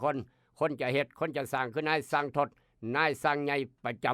ดอนป่าเปื่อยครับด้วยความปรารถนาดีกับรายการเอิญให้ลูกปุ๊กให้เดินทางมีข่าวด่วนแจ้งมาได้น้ำบ่ไหลไฟบ่สว่างหนทางบ่ดีฟ้าพาอยู่ใสเมื่อวานนี้รายงานกันเข้ามาครับ0816016232บ้านหมอฝนตกหนักฟ้าพาพร้อมมองใดฝนบ่ตกเมื่อวานนี้ครับช่วงประมาณ5 โมงแรง5 โมงครึ่งฝนตกอย่างหนักทั้งบ้านหมอแต่ก็บ่โดนครับเอิ้นว่ามาตามนัดตามเวลากรมอุตุเพิ่นบอกไว้มองใดบ่ตกน้ำหมู่รายงานกันเข้ามาครับได้ยินข่าวว่าพี่น้องทางโพนบ้านโคกธรรมอยู่สายฝนก็บ่ตกบ้านโคกธรรมแม่นอีหลีบ่อบต.สกลรายงานกันเข้ามาจังหน่อยกดได้บ่โทรศัพท์กดได้นี่เด้ออบต.สกลโทรศัพท์กดเป็นบ่หรือว่าลืมโทรศัพท์แล้ว0816016232ถ้ากดบ่เป็นให้คุณเรื่องป้อมหารไปกดให้โทรศัพท์อบต.สกลเฮาทางบ้านโคกธรรมกำลังเปิดดังๆออกขอกระจายข่าวครับผู้ใหญ่ม่วนบ้านฝางพึ่งตื่นผู้ใหญ่ม่วนบ้านฝางก็ได้หัวก็ตื่นเมื่อกี้เนี่ยเพิ่นว่าเอา99 ปีบวก8อายุมันคนเงินครับรวมทั้งบุญสร้างสะพานบุญดอนพ่อเปื่อยสร้างล้านธรรมหลวงพ่อพระไสยหลวงพ่อองค์เตอร์เป็นปัจจัย500 บาทผู้ใหญ่ม่วนบ้านฝางครับอนุโมทนาสาธุขออนุญาตเดินทางต่อหลายคนอยากรู้จักผู้ใหญ่บ้านบ้านใดผู้ใหญ่บ้านบ้านใดคนไปหาเสียงไรตีไรข่าโอ้โทพี่น้องเอ้ยบาทนี้เนาะเอาไปเบิ่งผู้ใหญ่บ้านเจ้าหน่อยหลายคนอยากรู้จักว่าผู้ใหญ่บ้านบ้านใดครับไล่ตีไล่ข่ารถหาเสียงมาโพดมาเหลือแถวบ้านนี้โอ้ยบ่เคยพ่อบ่เคยเห็นเนาะนี่เนาะไปหาเสียงเราว่าไล่ตีไล่ข่ากันป้าดโทมาครับมาพาพี่น้องไปเจ้าหน่อยเหตุการณ์นี้เกิดอยู่ทางบ้านใดครับผู้ใหญ่บ้านไล่ตีไล่ข่าทีมงานรถหาเสียงเมื่อช่วงเวลาประมาณ17:45 นาทีครับมื้อวานมื้อก่อนนี่ครับเหตุการณ์นี้พาพี่น้องไปทางเทศบาลตำบลสันผีเสื้ออำเภอเมืองจังหวัดเชียงใหม่ภาคเหนือครับโดยผู้ใหญ่บ้านหมู่บ้านท่าเรือเป็นผู้ใหญ่บ้าน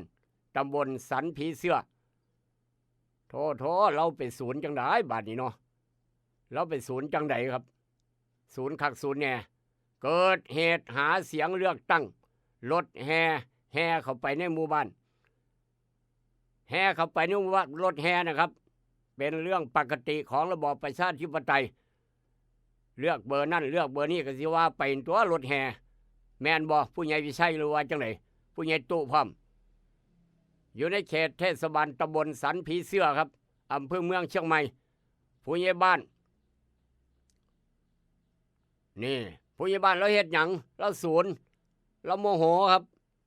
เราโมโหคักโมโหแน่บอกว่าเหตุการณ์เกิดขึ้นช่วงเวลาประมาณ5:45 นาทีครับของวันที่19 เมษายนผมและก็ทีมงานได้ลงพื้นที่หาเสียงที่หมู่บ้านท่าเรือหมู่ 6ขณะตอนนั้นชาวบ้านกำลังจัดกิจกรรมรดน้ำดำหัวผู้สูงอายุอยู่บ้านผู้ใหญ่บ้านตอนนั้นผู้ใหญ่บ้านชาวบ้านกำลังจัดกิจกรรมรดน้ำดำหัวให้ผู้นำหมู่บ้านผู้สูงให้ผู้ใหญ่บ้าน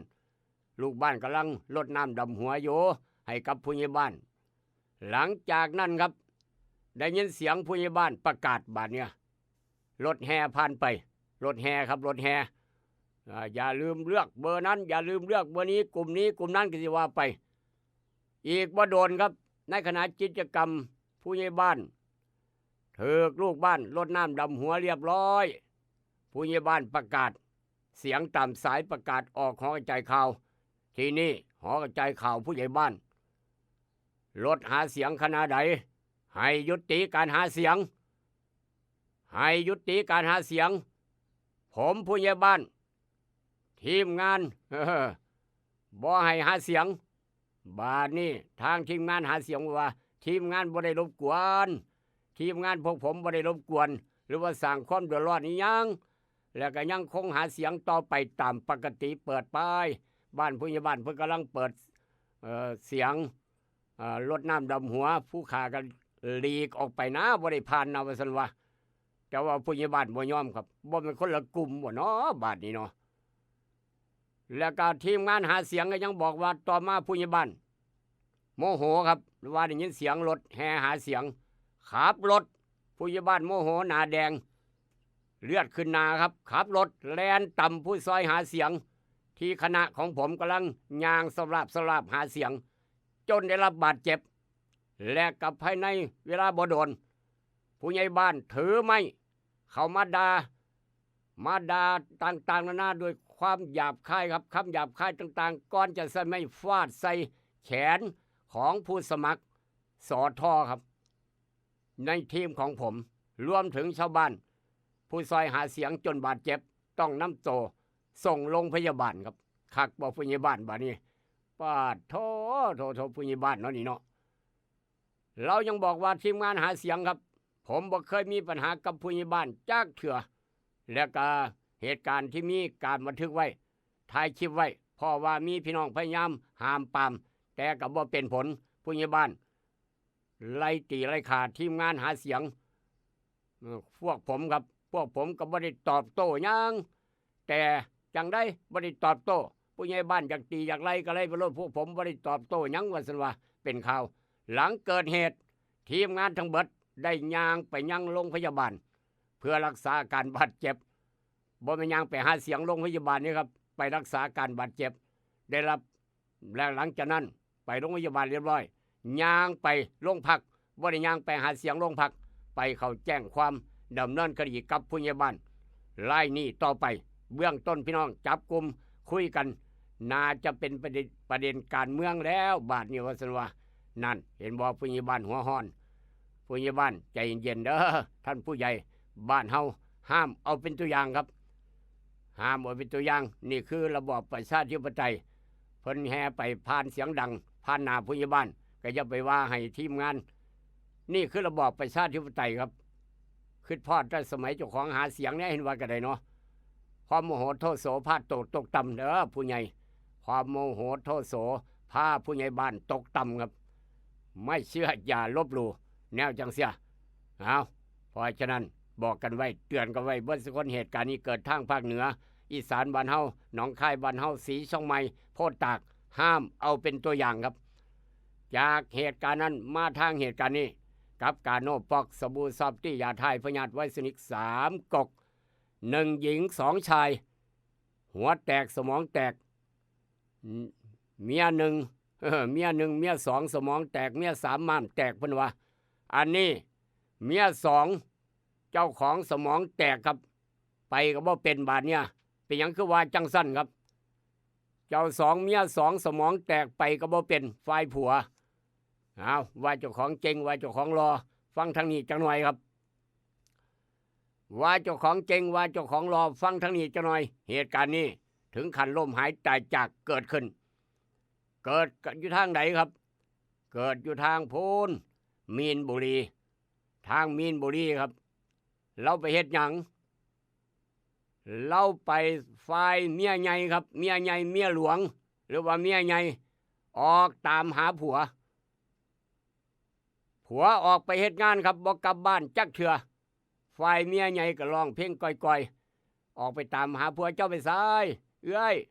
ไปตามหาผัวนี่นะว่าซั่นเอาผัวเจ้าไปซ้ายได้ยินข่าวว่าไปกับผู้สาวไปกับเมียน้อยเพิ่นว่า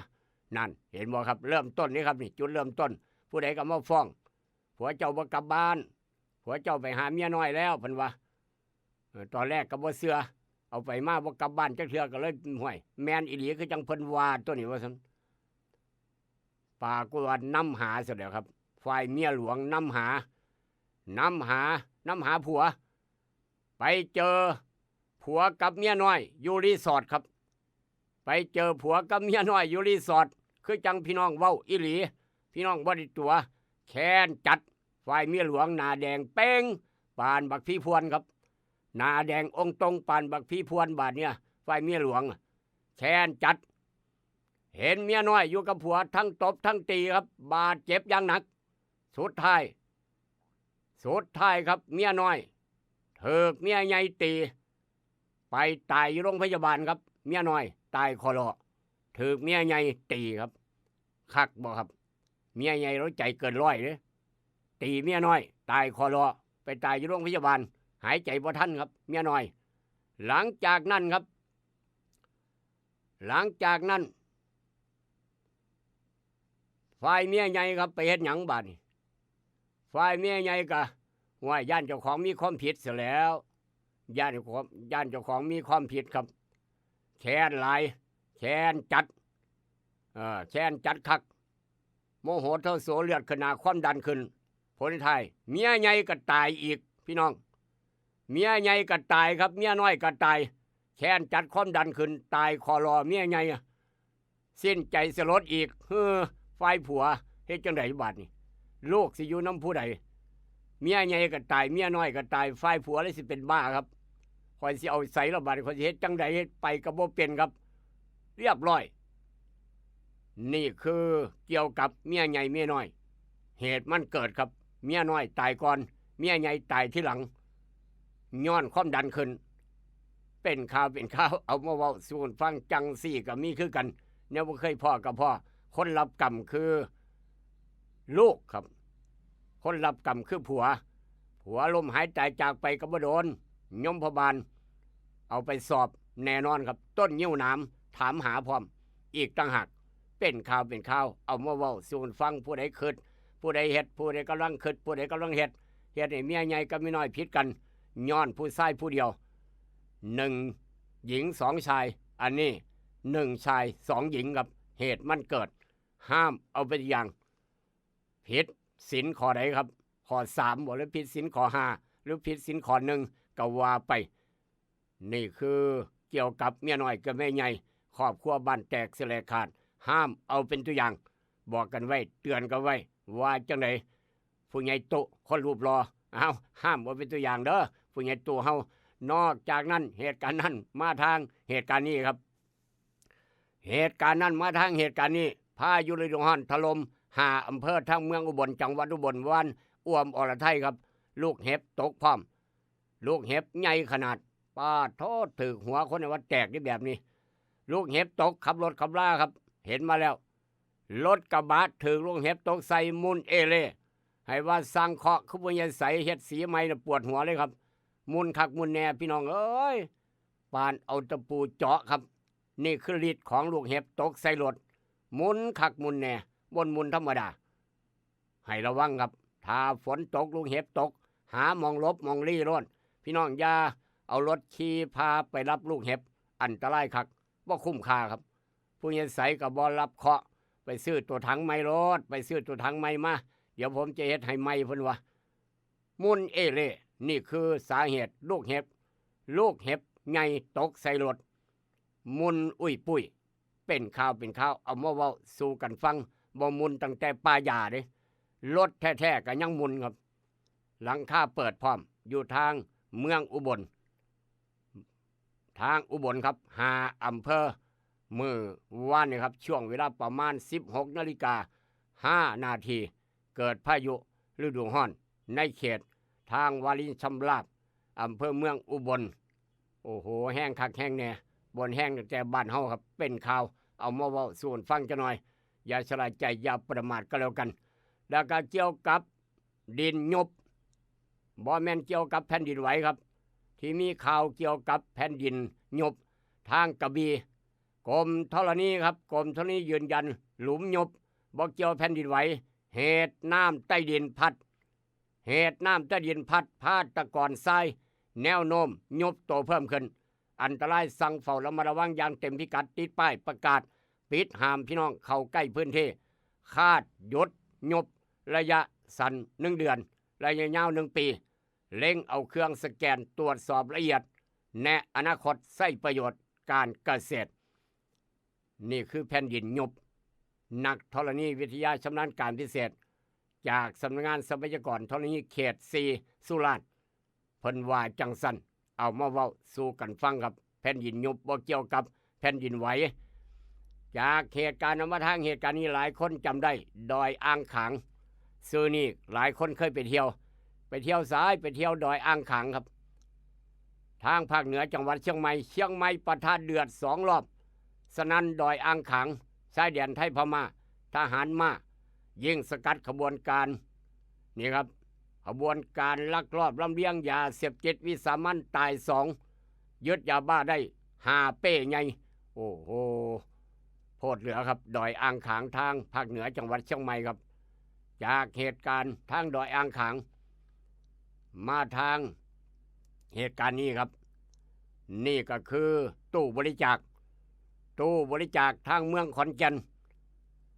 วัดนี่ตู้บริจาคหลายขนาดครับตู้1ตู้2ตู้3ตู้4ตู้5ตู้6ตู้7ตู้8ตู้9ตู้10ปาดโถวัดป่าแสงอรุณตู้บริจาคอยู่ในพระอุโบสถวัดป่าแสงอรุณตำบลพระลับอำเภอเมืองขอนแก่นครับปรากฏว่าโจรใจบาปใส่กาวดักแมงครับใส่กาวดักแมลงดักแมงวันหยอดใส่ซ่องรับเงินตู้รับบริจาคหยอดบัดใส่กาวดักแมงหยอดใส่ซ่องรับเงินบริจาควัดดังหลังจากหยอดเรียบร้อยเอาไปเฮ็ดหยังครับฉวยจังหวะหลวงพ่อเจ้าวัด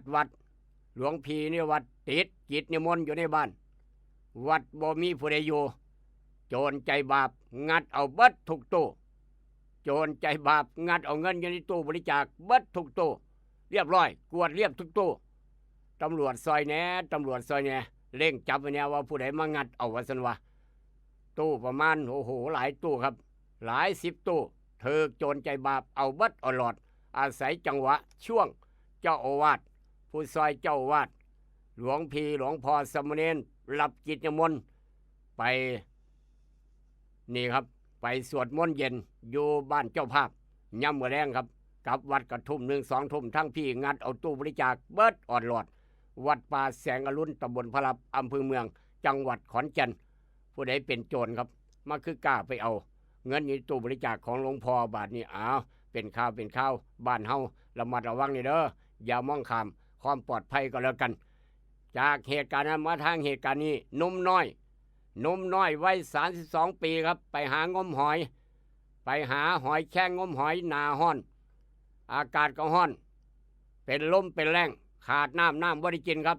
หัวสักกระเทียมกินตกน้ำทะเลตายคอรอเรียบร้อยครับ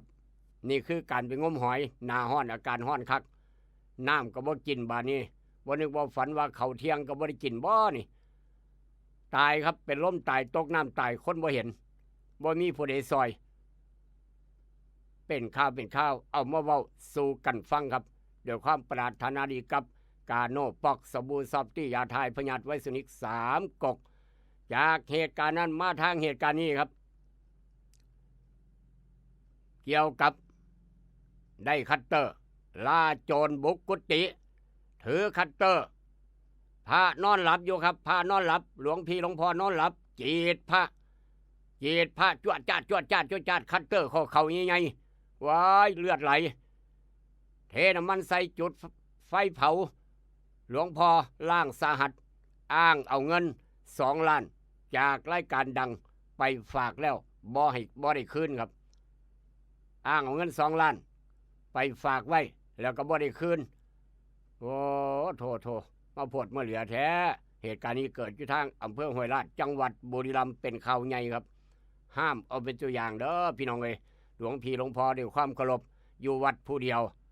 อยู่ศาลาวัดผู้เดียวอยู่กุฏิผู้เดียวย่ำมาคำคือมืดอันตรายซุมื้อนี่ไว้วางใจบ่ได้ครับไว้วางใจผู้ใดบ่ได้ผู้ใดไปเอิ้นย่ำมาคำย่ำมาขึ้นคำมืดอย่าเปิดประตูออกมาต้อนรับเด้อพี่น้องกันบ่มั่นใจอีหลีด้วยความเคารพกราบงาม3 เถื่อหลวงพ่อหลวงพี่ท่านเจ้าวาดท่านพระครูเจ้าคุณครับอันตรายคักอันตรายแน่ในโลกยุคปัจจุบันย้อนยาเสพติดครับจากเหตุการณ์มาทางเหตุการณ์นี้นี่ก็ทางวังน้อยเข้าเขตวังน้อยก่อนจะฮอดกรุงเทพไฟไหม้บ้านเหลือแต่เสากากซากหมากัดตายแมวกัดตายเจ้าของให้แล้วให้อีกย้อนขังหมาไว้ขังแมวไว้เจ้าของบ่อยู่บ้านข้าไปเวียกกลับมาฮอดบ้านแมวตายหมาตายเบิดบ้านเหลือแต่เสากากซากเห็นบ่ครับเป็นจังซั่นจากผู้ใดมาเผาครับบอกว่าย้อนคนเผาขยะ ก็เผาขยะกองขยะผู้นั้นก็เผาผู้นี้ก็เผาอยู่ข้างเฮือนข้างบ้านนี่ละบัดถามไปถามมาผู้ใดเผาบ่มีผู้ใดรับจักคนครับไหม้บ้านของนายก่อนายขอเรียบร้อยย้อนเผากองขยะ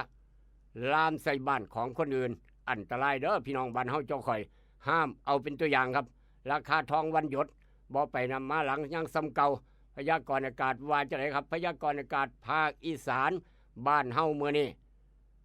ว่าจะไหนภาคตะวันออกเฉียงเหนือครับอากาศร้อนอย่าขาดน้ำมีฝนฟ้าคะนอง110%ของพื้นที่กับมีลมกันโชกแห้งครับส่วนมากจังหวัดเลยหนองคายบึงกาฬอุดรนครพนมมุกดาหารอำนาจเจริญและเมืองอุบลอุณหภูมิต่ำสุด 23-26 องศาสูงสุด 36-39 องศาลมใต้คงเรือ 10-20 กิโลเมตรต่อชั่วโมงครับเวลาเบิดเวลาก่อนจากกันของดีไม่น้อยครับของดีไม่น้อยขันทองพญาบาทต้นขันทองพญาบาทเป็นยาสูญภัยกำลังจะสูญพันธุ์ครับต้นขันทองพญาบาทผู้ใดมีผู้ใดพอซอยยกมือขึ้นหน่อยเป็นยาสมุนไพรในประเทศไทยกำลังจะสูญพันธุ์ขันทองพญาบาทซึ่งสรรพคุณใส่เป็นยาบำรุงเหงือกรักษาเหงือกอักเสบเฮ็ดให้ฟันเหงือกแข็งแห้งครับขับฤดูไล่แก้โรคตับและกระถอนพิษพร้อมเอิ้นว่าต้นขันทองพญาบาทกำลังจะสูญพันธุ์ผู้ใดมีรักษาไว้เด้อขยายพันธุ์ไว้ร่ำรวยส่งหมันอย่าเจ็บอย่าจนด้วยความปรารถนาดีกับกาโนปอกสบู่ซอฟตี้ยาไทยประหยัดไว้สิ3 กกยาสีฟันหมอจุฬากาแฟดรเจคลินิกนายแพทย์จามิกรคุณหมอดอนใจดีและกระทั่งสายด่วนข้อปพ1186สายด่วนข้อปพ1186ห่านไข่คำแม่กองแท่งคำผิวตลาดเศร้านครหลวงนาโนพัดบิ๊กสั้นยาท่านายางสูตร2 พลังไปแล้วครับผมอื่นพ่อกันใหม่ร่ำด้วยสมหมันอย่าเจ็บอย่าจนอย่าท้ออย่าถอยสวัสดีครับ นี่ละนอเพิ่นว่าเกิดเป็นคนเอาคนสร้างสังฆทานอย่าเว้นปล่อยจังงั้นตักบาตรนี่ปล่อยแทนขอบไม่ยืนทรงนี่ละนอเพิ่นว่าจงใจสร้างสถานีน้อมเสื้อพระของท่านอเนกตนบุญคำเมื่อสิมาศรัทธาเอ่ย